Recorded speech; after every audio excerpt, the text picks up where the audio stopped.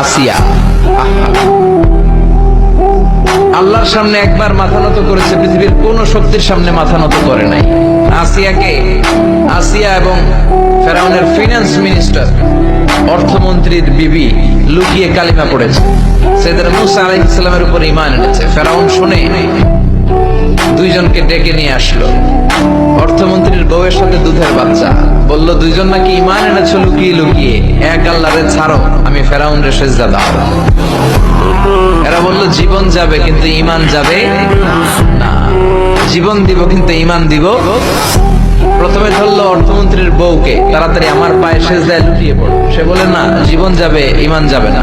বললো তাই নাকি, দেখি তোমার ঈমানের কত পাওয়ার। জল্লাদরে বলল কড়াইয়ের ভেতরে আগুন গরম করো, তৈল গরম করো, দুধের বাচ্চাটারে টেনে নিয়ে তেলের মধ্যে ছেড়ে দাও। কল্পনা করতে পারেন? দুধের বাচ্চাকে মায়ের বুক থেকে ছিনিয়ে নিয়ে তেলের মধ্যে ফালাচ্ছে, বাচ্চাটা রোস্ট হয়ে যাচ্ছে, আর বাচ্চাটা বড় মানুষের মতো মাকে বলছে, মা চিন্তার কারণ নাই, এটা উত্তপ্ত তেল নয়, এটা জান্নাতের বাগান। ভয় নাই মা, তুমি চলে আসো, তুমিও লাফিয়ে পড়ো, শাহাদাতের পেয়ালা থেকে মিষ্টি সুধা পান করো।